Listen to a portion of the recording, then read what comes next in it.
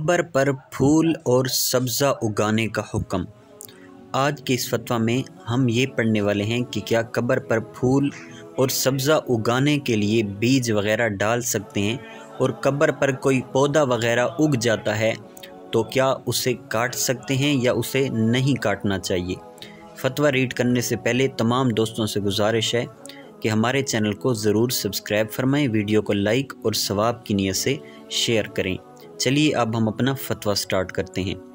کیا فرماتے ہیں علماء دین و مفتیان شرع متین اس مسئلے کے بارے میں کہ قبر پر پھول اور سبزہ لگانے کے لیے بیج وغیرہ قبر پر ڈال سکتے ہیں۔ بیج ڈالنے سے قبر کو کوئی نقصان نہیں ہوتا اور نہ ہی قبر کے اوپر مٹی کھودی جاتی ہے، لہذا شرعی رہنمائی فرما دیں کہ ایسا کرنا کیسا ہے۔ جواب: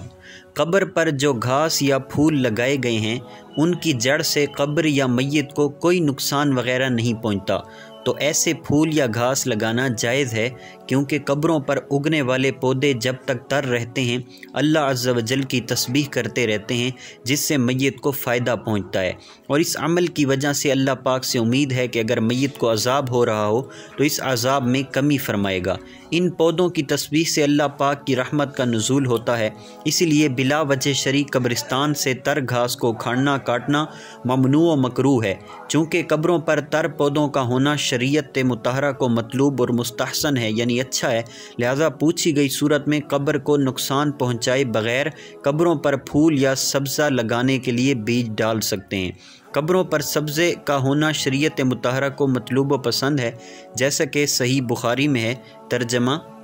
روایت حضرت ابن عباس رضی اللہ تعالی عنہما سے فرماتے ہیں کہ نبی صلی اللہ علیہ وآلہ وسلم مدینہ منورہ یا مکہ مکرمہ کے باغات میں سے ایک باغ کے پاس سے گزرے تو آپ صلی اللہ تعالی علیہ وآلہ وسلم نے دو انسانوں کی آواز سنی جنہیں ان کی قبروں میں عذاب ہو رہا تھا۔ نبی کریم صلی اللہ علیہ وسلم نے فرمایا انہیں عذاب دیا جا رہا ہے اور کسی بڑے سبب سے عذاب نہیں دیا جا رہا۔ پھر فرمایا ان میں سے ایک آدمی تو اپنے پیشاب کے چھینٹوں سے پرہیز نہیں کرتا تھا اور دوسرا چغل خوری کرتا تھا۔ پھر کھجور کی تر شاخ منگوا کر دو ٹکڑے کیے اور ہر قبر پر ایک ٹکڑا رکھا۔ صحابہ کرام نے عرض کی یا رسول اللہ صلی اللہ علیہ وسلم، آپ نے ایسا کس لیے کیا؟ فرمایا جب تک یہ خشک نہیں ہوں گی ان کے عذاب میں تخفیف ہوگی۔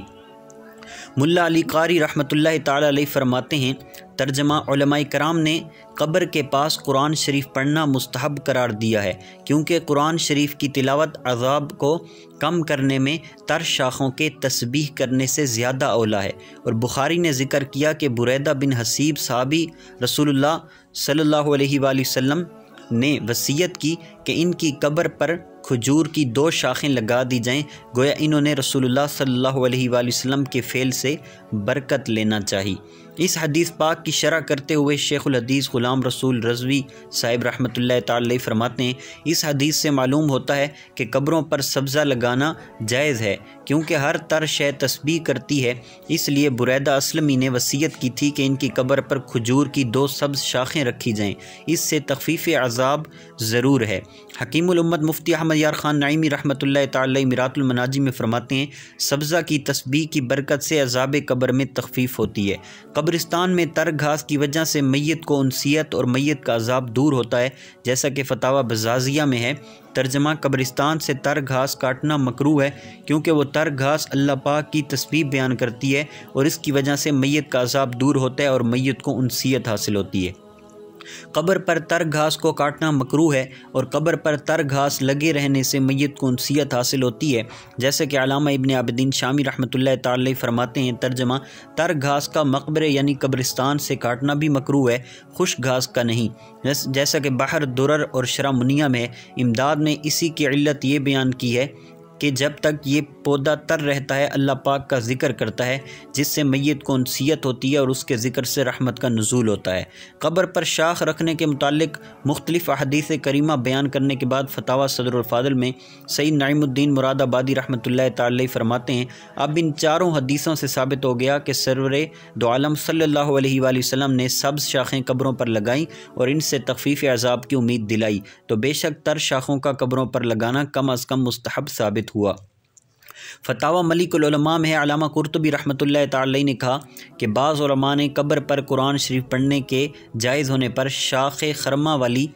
حدیث سے استدلال کیا ہے جس میں مذکور ہے کہ نبی کریم صلی اللہ علیہ وآلہ وسلم نے شاخ خرما کو 2 نصف کیا اور ایک نصف ایک قبر پر اور دوسرا نصف دوسرے پر نصب کیا، اور فرمایا کہ جب تک یہ دونوں تر رہیں اللہ پاک ان دونوں مردوں پر عذاب میں تخفیف فرمائے گا۔ اس حدیث کو شیخین رحمۃ اللہ تعالی علیہما نے روایت کیا اور کہا کہ اس حدیث سے قبر پر درخت کا نصب کرنا اور قرآن شریف پڑھنا مستفاد ہوتا ہے، حاصل ہوتا ہے کہ جب شاخ درخت کی وجہ سے تخفیف عذاب ہو تو قرآن مجید کے مفید ہونے کا کیا کہنا۔ نباتات جس وقت تک سبز رہتی ہیں خدا کی تسبیح کرتی ہیں اور اس سے میت کو انس حاصل ہوتا ہے، اس لیے قبرستان سے سبز گھاسوں کا